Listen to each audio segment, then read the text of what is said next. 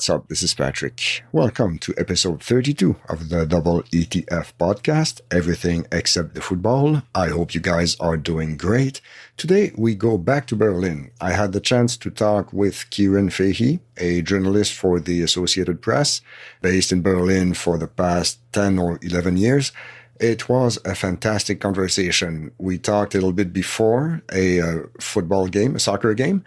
And unfortunately, time was not on our side, but I like to think that it was a really good half an hour. And as I said at the end of the conversation, we will do an encore next time I'm in Berlin for sure. So that's part one of the episode. Part two is more of a at the match feeling. I recorded parts of the match and I took a walk around the Olympiastadion with my friend Simon, fellow Hertha Berlin fan. I also recorded a few parts during the game itself. With us, there was also Jan, fellow co-host of the DMTF podcast and fellow Hertha fan. So I hope you guys enjoy. If you want to reach us, you can drop us a line on Twitter at EETFpod, or you can write us an email at eetfpodcast@gmail.com. If you want to contribute to the show, you can go to paypal.me/EETFpod and join the awesome club. You can join Carly, Kevin, Josh, Nick, M-Bags, Carly again, Hector, Tom, Tony Greathouse, RJ, and Woody. Thank you again to all of you who donated. It's very much appreciated. That's it for now. I'll be back after part one. So enjoy this conversation with Ciarán Fahey. Thanks.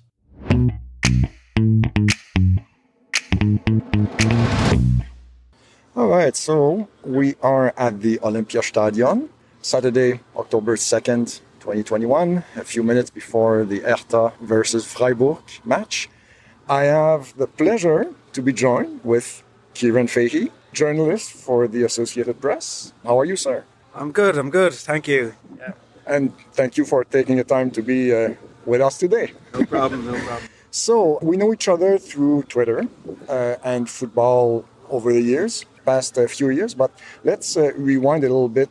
Why, this is such a cliche, but why Berlin?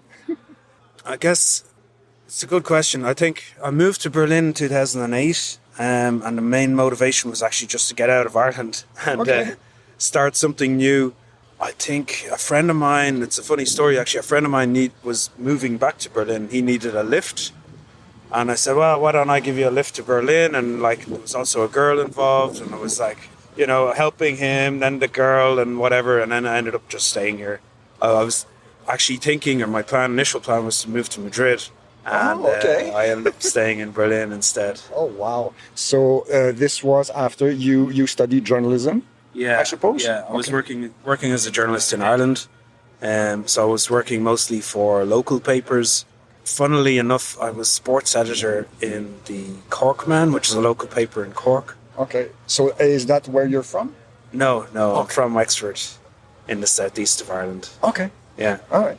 And it's just, I remember, it's funny that I was sports editor of Cork in the Cork Man, because after that job I said, no way I'm ever doing sport again. I hated it. Okay. Yeah.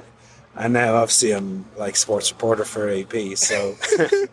Well, sometimes you don't pick the assignments. Yeah. So your first choice was Madrid originally. Any reason why? Yeah, my grandmother was Spanish. My mother was born in Madrid, and there were obviously family connections there. So that was kind of the main reason. Madrid was kind of like a second home as well when I was growing up, because we used to visit all the time, and it just felt like the natural thing to do.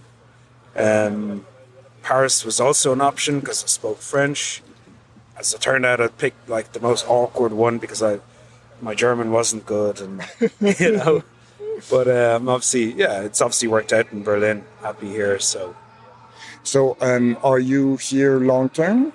Yeah, I've 2 kids here now, so one of them is nearly 2 only, so it's going to be a while before he gets old enough to move out of the house, and then I can move to Cuba or somewhere like that. Nice. So back in Ireland, Was journalism always the first option, or did you have a few things in mind and it kind of, happened that way? No, it was always the first option for me. I mean, it was what I wanted to do when I was in school. So as I said, I worked for a local paper, started off in a local paper in Wexford, which is where I'm from. But it was very local. I mean, it was in a town called Gorey. So we had a section called the Gorey Details. And it was all, Nice. it was all about, the local events and stuff like that. Okay. But unfortunately, I mean, it's fine. It's actually a good thing. But I guess for writing stories, it all became quite repetitive. The same thing happened all the time.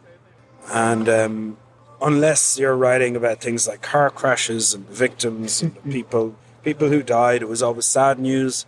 So it was either the same news or sad news, and there wasn't any variation. So I did that for like 5 years, and then I said to myself, no, I need a new challenge. I need to do something else. That's when I moved to the Cork Men.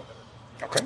And I think I managed that for 2 or 3 months before moving to another local paper in another town. And then I was like, look, I need to get out of here and try something else. Something like Dublin or the UK was never in the cards? Yeah, I mean, Dublin was an option, but Dublin is also quite small. Like my goal was actually to work for one of the national papers, because then there you have a variation of stories, obviously. But again, there aren't that many jobs in journalism in Ireland. You kind of, especially for the national papers, you really need to basically to wait for people to die before you can take their jobs. It's quite limited. Wow. Yeah.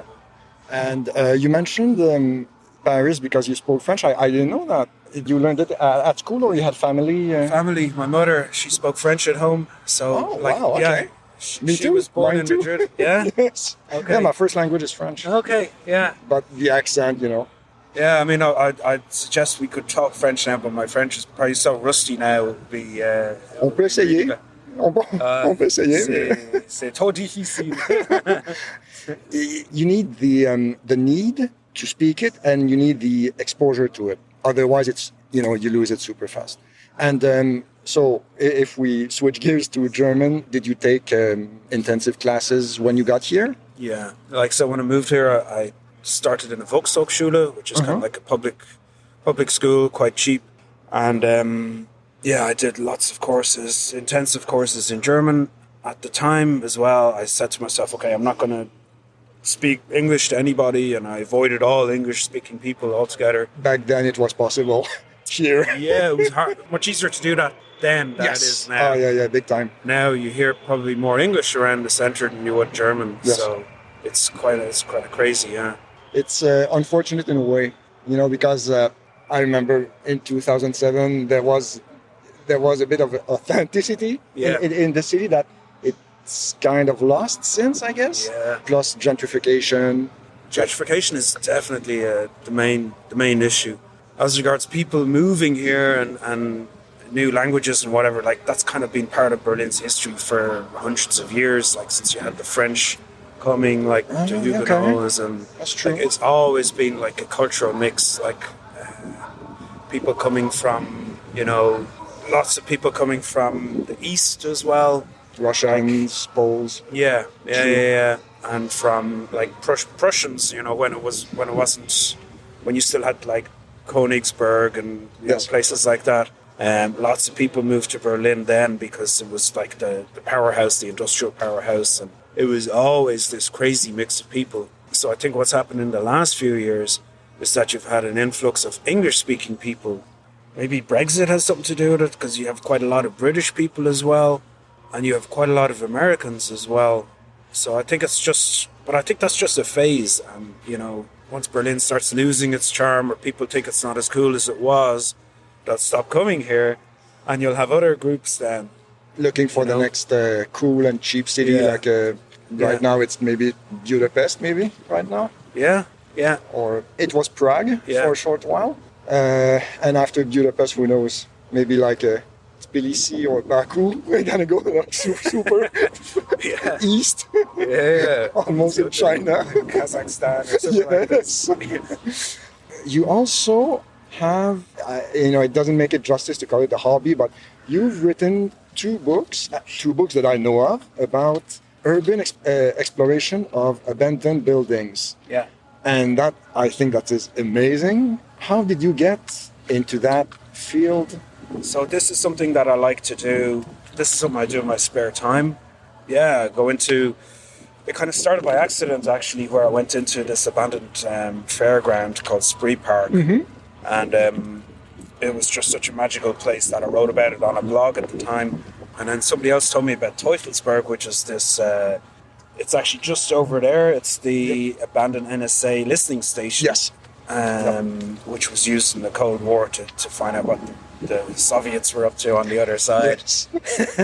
So you had all these crazy stories, and I think it just kind of developed by accident that I was going to these places, taking pictures of the ruins and the wreckage and just the mess that was left behind, and then I realized that there were these crazy stories behind all these places. So, and I think that's why I kind of started digging around and digging into these, abandoned places. And that turned into the website, Abandoned Berlin, mm-hmm. which led then to the books. But my main regret now is that I just don't have enough time to do as much of that as I would like to do, Because it can also be time sensitive. Sometimes you want to go somewhere and you realize, well, it's been locked down, there are security people there, and now you cannot visit it anymore. Yeah, that's unfortunately the case with a lot of places in the last, say, 5 years, mm-hmm. because you have this building boom in Berlin. Mm-hmm. So most of the places in the center are no longer accessible. Places like you had the old ice factory beside the Spree, beside the river. Yes. Which is now, forget about it. It's been turned into some crazy art museum, half apartment block, shopping center, who knows. Yeah. Luxury condos. Yeah. Same crap as always. Glass and steel and, it's a pity really, but that used to be a great place. That was really kind of typical Berlin for me, because you used to climb up onto the roof, bring a few beers with you, and just sit there and enjoy the sunsets. Yes, absolutely. It was brilliant. Absolutely. But unfortunately, you can't do that anymore. Not there anyway. Yeah, that's true. So you still have the website, though? Yeah, I still have the website. Abandoned Berlin in alloneword.com. That's it. Yeah. Okay. Yeah. So far you've written two volumes, two books. Do you plan on writing a third one? Say yes, please. I got both already, and I'm looking forward to number 3.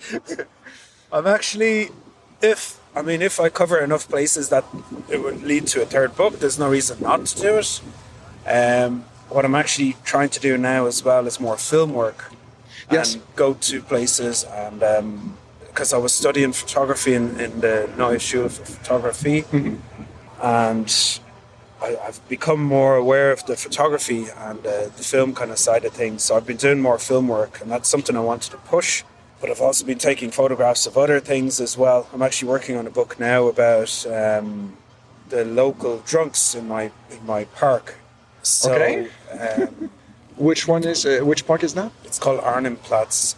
Okay. It's Prenzlauer Berg, near Bonhoefferstrasse. Okay. And you have a park there where you have kind of the local alcoholics. I've been gathering every day for the last years and years, as long as I've been living in the neighborhood. I started taking pictures of them 2.5 years ago, and that's kind of an ongoing project to kind of document the social side of their meetings, because they just go there, sit on benches and drink all day. They talk and they joke and they fight and they argue, and it's like a family kind of thing. Yeah, like a social circle almost. Yeah. And how did they? That's fascinating. I didn't know about that. Yeah. How did they? About that. Yeah. Oh, well, this is an exclusive. Yeah. Nice. And how did they welcome you at first? I told them it was okay, actually. I mean, the first guy who I approached, he was homeless, and he was actually quite happy that there was somebody interested in taking pictures of him.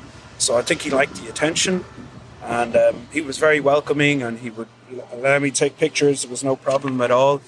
A few of the others weren't so keen on it and didn't like it. They saw me more as an intruder, but I told him I was a student. I also told him that I wouldn't take pictures of anyone that didn't want to take pictures taken. Okay. So they were cool with that then. But they've kind of accepted me in the meantime, and I've kind of, they've gotten to know me. They've met my kids. Okay. It's a two-way thing. And I hope to kind of, the first guy I met, he actually died, the homeless guy. He died on the square like a few months later. So what I've been doing is collecting like the stories from the other people about him. Okay. I'm going to put that in a book with photos of the whole gang and try and, tell his story or tell a bit of his story, what it's like to be, I guess, it's a cross between homeless and alcoholic and just people who aren't really part of what's seen as normal society. So they're kind of on the fringes, They become invisible to people walking by them every day. Like in that park, it's a good example because you have people walking by all the time. Okay. And there's a kid's playground, not 100 meters away. So you have parents walking by with their kids, but everybody walks by and, they just keep walking. It's not that they don't see them or anything, but they never stop, and they certainly never stop and talk to them or anything like that. They always just keep going. So they don't know the people really. I mean, I have no idea how it must feel, but it must feel so weird to become invisible to the rest of society. Basically, Yeah, I think a lot of them just don't care at this stage. They are invisible, but it's like society has left them behind. They must feel invisible, yeah, definitely. A lot of them are quite ill. They're fighting various illnesses. A lot of them are self-inflicted. Mental problems as well, mental for sure. problems, definitely. One woman in particular who's, she's not well at all mentally. And other people obviously have there's a lot of substance abuse, drugs, alcohol. And, but that is purely to deal with the mental strain that they're dealing with as well. I mean, it's just like the coronavirus pandemic was kind of an interesting thing. I didn't go there for a long time because they took no precautions whatsoever. So none of them were all masked. There was certainly no social distancing. They would pass, drink vodka from the bottle, but they'd pass the bottle to each other and just drink from it, no problem. And, their attitude, like from talking to them was, well, so what? If coronavirus kills me, who cares? It was kind of a real kind of, everything was left to fate, So yeah, it's an interesting one. And do you know if some of them died from it? From the virus? No. Yeah. Okay. No. As far as I know, a few more have died from alcohol-related problems or drug-related problems. Okay. But no one that I know of has died from the coronavirus, which is interesting as well. It could be because they're always outside. Yes. Yeah, that's true. Yeah. They're never in like indoor places where there are crowds. So That's they're true. actually always outside, and I think that has a lot to do with it. Because it is quite something that these people who were taking no precautions whatsoever, except just hanging out outside all the time, none of them got the virus. And who knows if they got vaccinated? I don't know how it works. Some of them have been vaccinated. Okay. Yeah. Okay. They would have been offered, like Berlin had a campaign to vaccinate homeless people and to vaccinate people who otherwise wouldn't be vaccinated. So the vaccines are quite freely available now. I mean, even at the game now, you saw that there was a sign there for people to get vaccinated if they want. Without appointment. Yeah. That's cool. So, they're freely available. And Good. So what's with COVID and all that, of course, travel plans have been slowed down, if not stopped completely. So what's next for you? How do you see the next couple of years? Couple of years, it's like, it's really hard to plan at the moment. So I'm not even looking, I have no thoughts for the next couple of years. It's like the next couple of months is kind of as far ahead as I'm planning at the moment.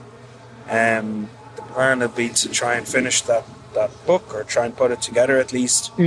And hopefully get permission then from the people involved that I can actually use their photographs, and that they'd be happy for them to be shown in the book.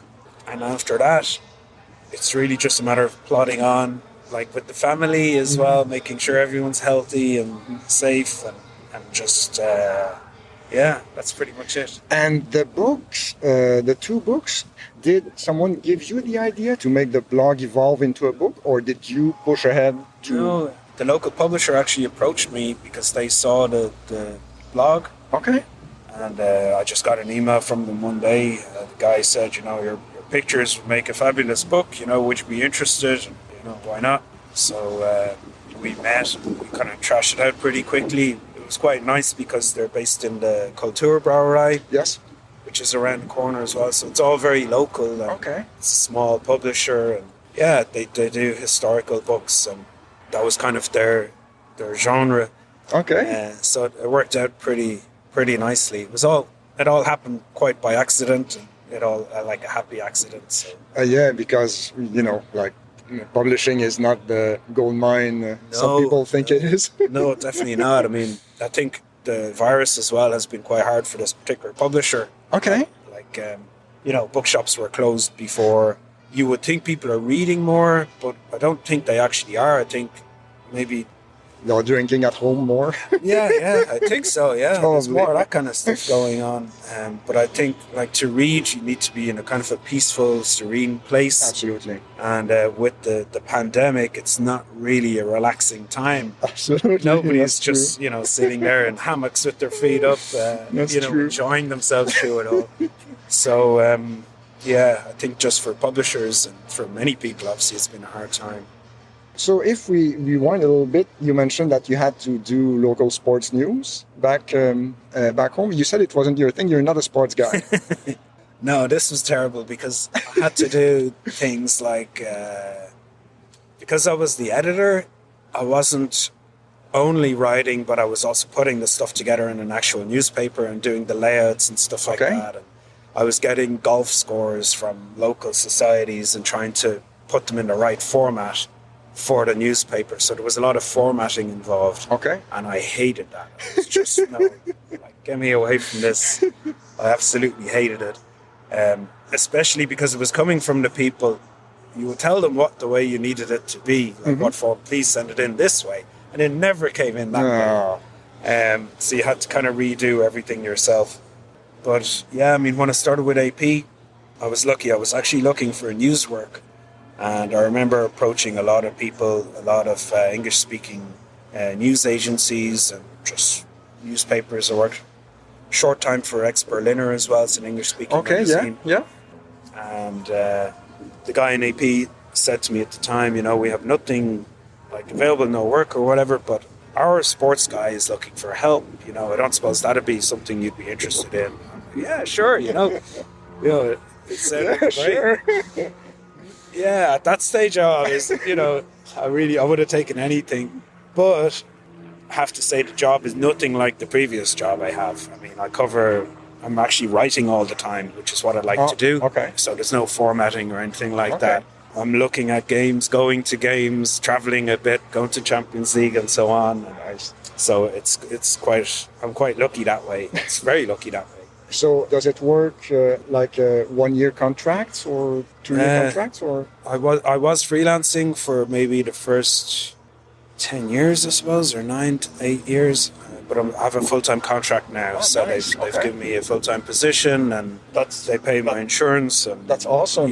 That's perfect. Yeah, that's fantastic. Yeah. So if you had the chance, if they told you pick the section that you want to work on, what would you choose? Like which sport? Would you rather write about, arts and movies and books, or economics or politics? I think my main interest is always news and I guess, what's going on in the world. So in Berlin as well, you have quite a lot of, I'm interested in the local events, the local stuff, like gentrification struggle. You have, for example, there's a famous squat in Copenhagener Strasse called Kopi. Yes.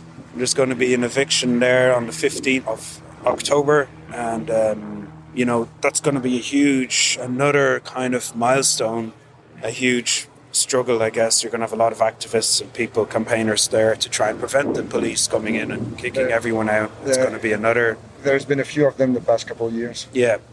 It's an ongoing process, and it's something... I mean, it's a shame for Berlin, I find, because it's part of what makes Berlin such a great city. It adds to its charm. It's definitely like it's part of its history. It's part of its present, not even its history. It's part of Berlin, you know. And I think, you know, we need to preserve these places and to... But the whole housing thing is such an ongoing struggle. I mean, you have... I don't know if you saw the last election as well. Most Berliners voted for the city to take over all the apartments from the huge landlords. Yeah, Deutsche Wohnen. Yeah. Okay. Yeah. So kind of to socialise housing and so on. It won't happen because the politicians that they voted in at the same time said they're not in favour of doing it. So it's kind of a typical Berlin thing to do, you know, provide the solution and the problem at the same time. Well said. That's true. But yeah, I mean, there's always something interesting, you know. These are the things I would like to write about. There's certainly no lack of issues, you know. That's true. And I know that I'm all over the place, but if we focus back on the books, do you know how many spots you visited for the books? I think, like on the website, there are 80 places documented. There are other places I've been to and taken pictures of that I haven't actually written about yet. And there are places of easily 100 that I've been to, taken pictures of, and need to write about. Yeah, I mean, I'm currently trying to work on a film about the SS bakery, which is the bakery that the SS used to force prisoners to make bread for concentration camp inmates in Sachsenhausen. So that's still abandoned. I was there a couple of weeks ago. It's still just rotting there, which is crazy because you think of the historical importance of it. Yeah, that's also Berlin, another side of Berlin. It's just left there, you know, forgotten about.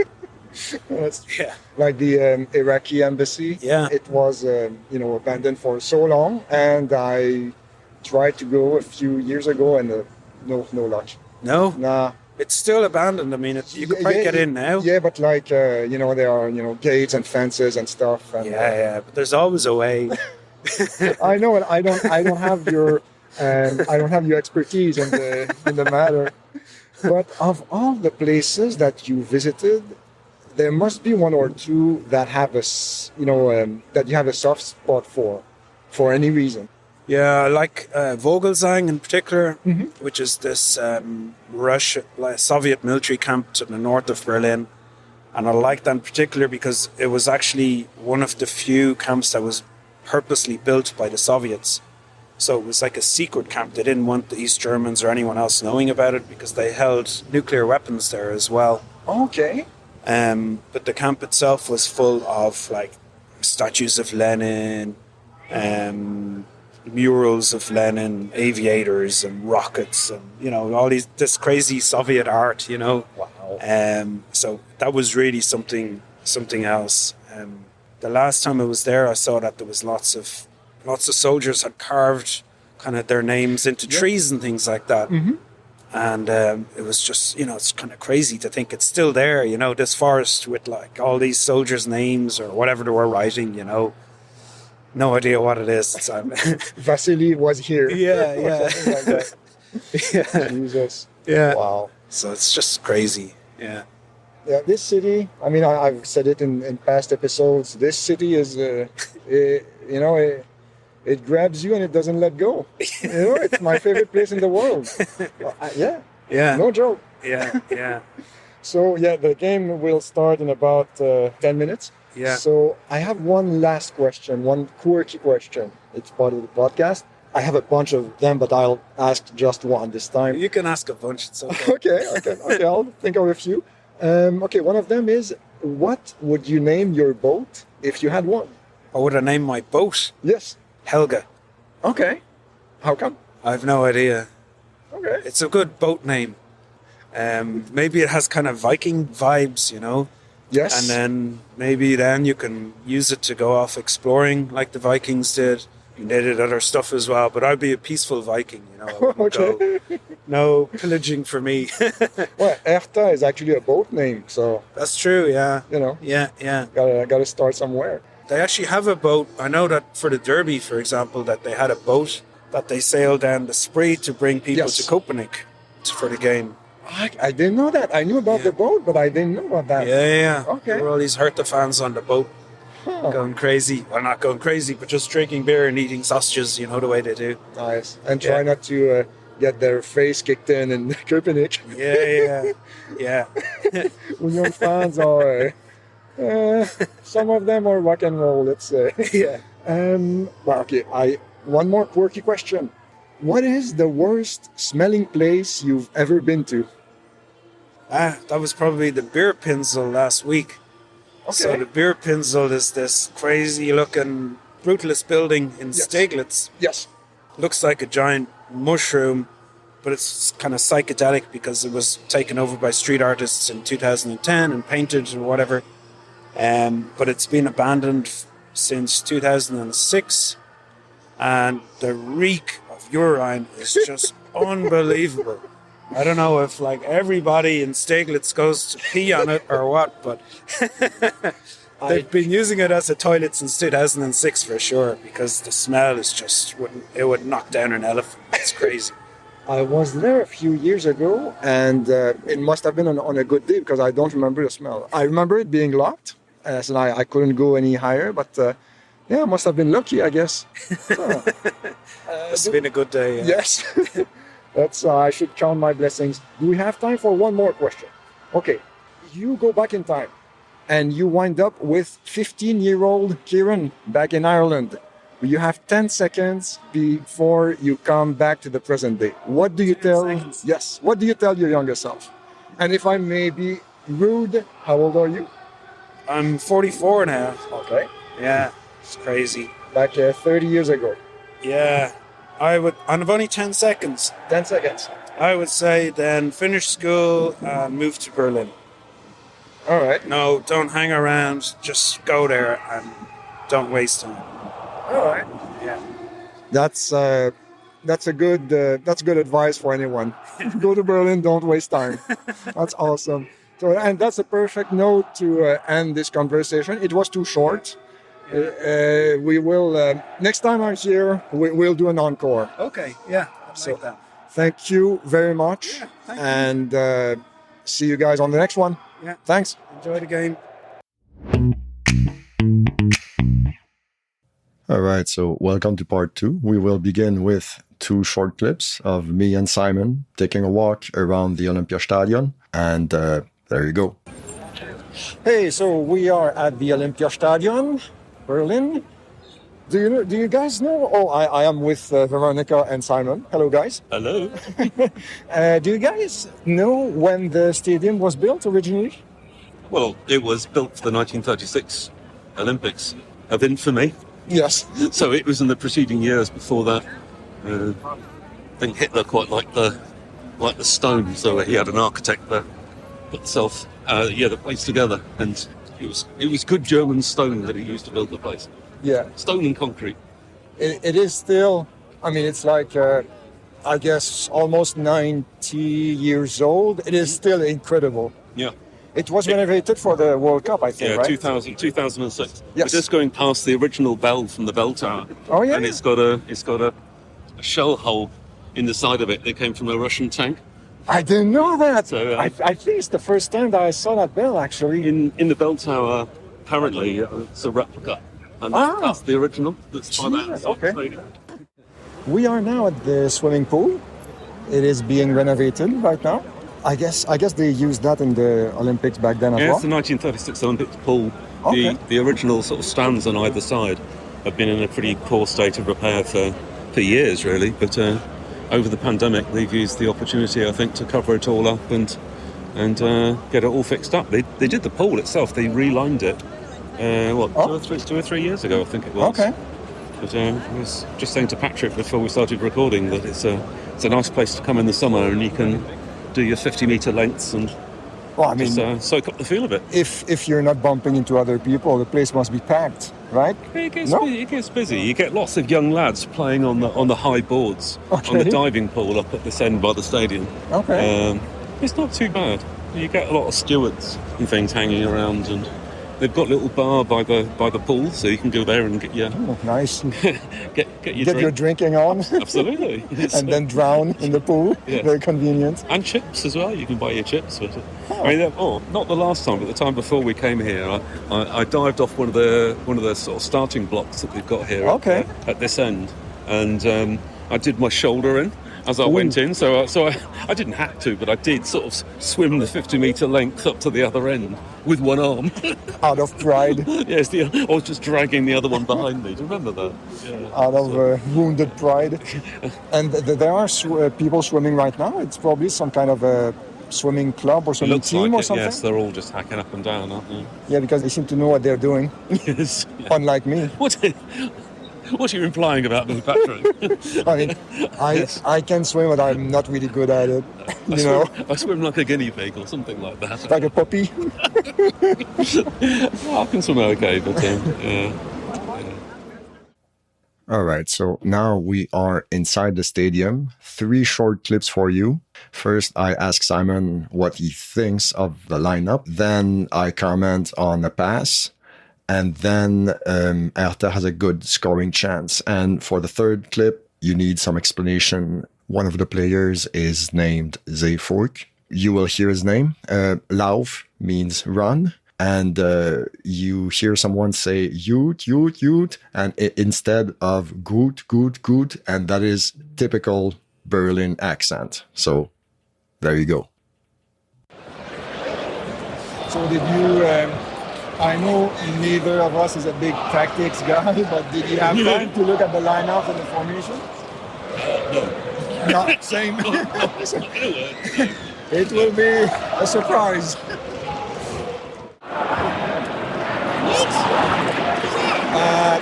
A nice pass to the invisible man.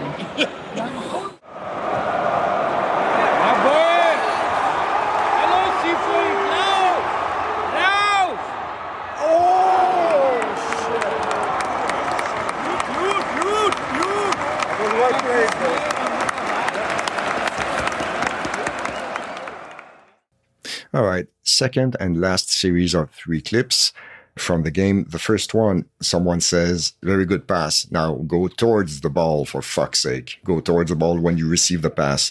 The second clip is one of the Hertha players got fouled pretty hard by a guy who already had a yellow card. And when you get a second yellow card, you get sent off. Then your team has to play the rest of the game 1 man down. So it's a pretty big deal. So you will hear the word Gelb.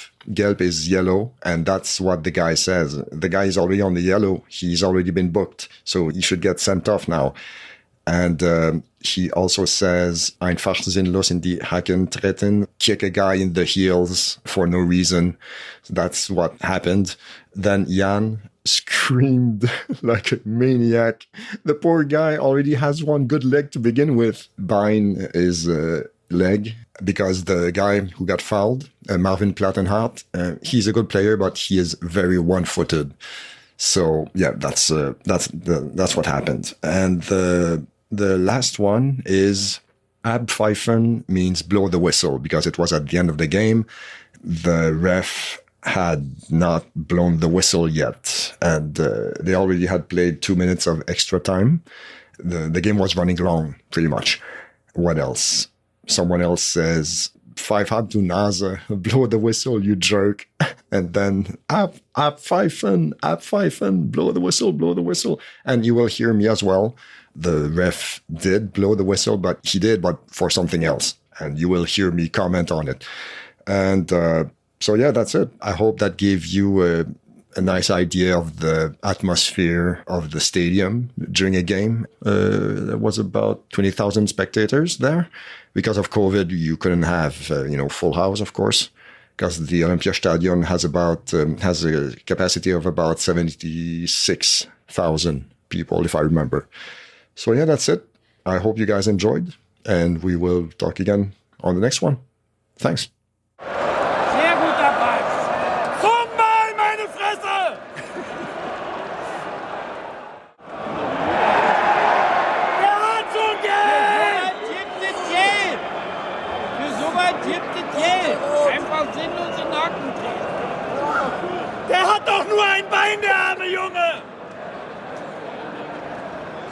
I'm discovering a new Jan.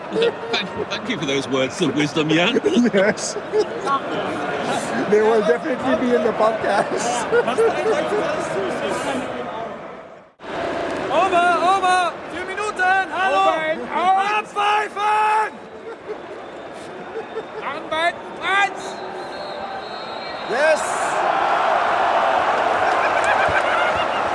Oh, I thought that was it.